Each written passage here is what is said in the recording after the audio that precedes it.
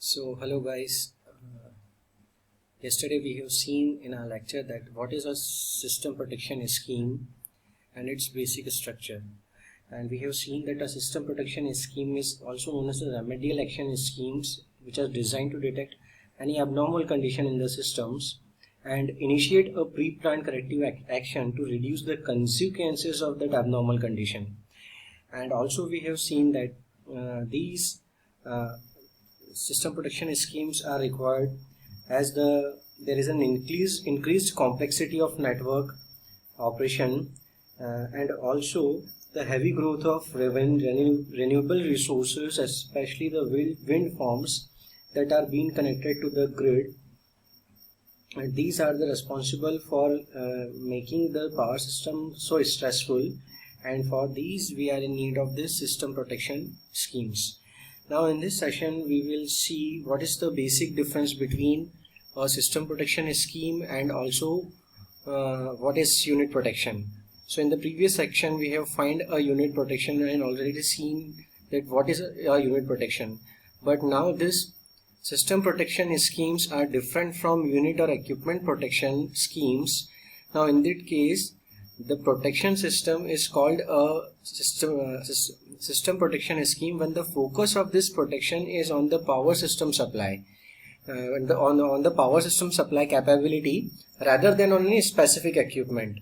And also the composition of the system protection scheme generally consists of measurement inputs, sensors, breakers, communication equipments, logic solvers, and logic solver softwares. Now some of these parts of this system protection schemes are described, which are as follow. Now what are measurement inputs? Now the measurement input as we seen over here, that there are some input which is being required to this system, to this input is required for system protection scheme. Now these measure input consist of power system voltage or current synchronized to local measurement in the same substation, or they may be wide area synchronized. Fine. It may be power system frequency. It consists of polarity reversal. Now control signals includes automatic voltage regulators, power system stabilizers, governors, high voltage DC converters, and reactive power compensators. Also it includes the status of circuit breaker position, tape changer position, whether generator field limiter is activated or not, and also the last valid state data, that is the telemetry data during the loss of communication channel. So this all are considered as the measure input for systematic protection schemes. And the last one is alarming level and its threshold. Now the another one is sensor. So what are these sensors? Now these are the devices that measure the power system conditions. Generally they include relays and circuit breakers or switches with that indicates the status. Now relay may be current, voltage, power, frequency, or rate of change of each of these: out of step relay, generator power output level, line loading power level, etc. Now neither the loss of current or loss of power can be used alone to determine a line is open, because both go through zero as power flow reverses direction on the line. Now caution must be taken in determining the settings required to distinguish between the local fault or the system problems by using rate of change of current, voltage, power, or frequency. Now in this case the out of step relay may be used in some cases for determining the pending instabilities. However, these are usually applied only where there is an acceptable to wait until the switch is coming out of. Now the swing setting of the relay before taking the corrective actions. Now the studies must be performed to determine the proper setting to prevent out of step tripping on recoverable swings.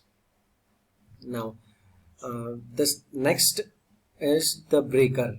Now These are the tripping equipments, and ultimately they will get actuated from the relays. Whenever the relay makes it contact, it will send a signals to the breaker, so that they may trip, they may open their contact and let the abnormal condition to be isolated from the healthy one. Now the other part of this system protection planning is communication equipments. Now this is the equipment that communicates the condition of power system with the help of sensors to the logic solvers and logic solvers output family to actuating elements. Now a robust communication network offers low error rate, low latency, high availability, high security, and is also deterministic. Fine. The last one is, we can say, the next equipment which is used in system protection scheme is logic solvers. Now these logic solver is that position of system protection scheme that performs one or more logic function which is used to execute this SPS application logics and initiate a protective action. Although it may be an electrical or electronic, it is assumed in what follows, that is programmable electronic system such as a microprocessor, microcontroller, program logic controller, or application specific integrated circuits. And the few more devices which are used in SPS or systematic or the special protection system is the power supplies and the monitoring devices. So this is how, or this is what the contents of a system protection scheme consist of. This ultimately, this is what we have discussed today: the inputs, the decision process, which consists of that logic solvers, and finally the action taken. The action is being taken by the opening or closing of the tripping devices that are your relays or circuit breakers.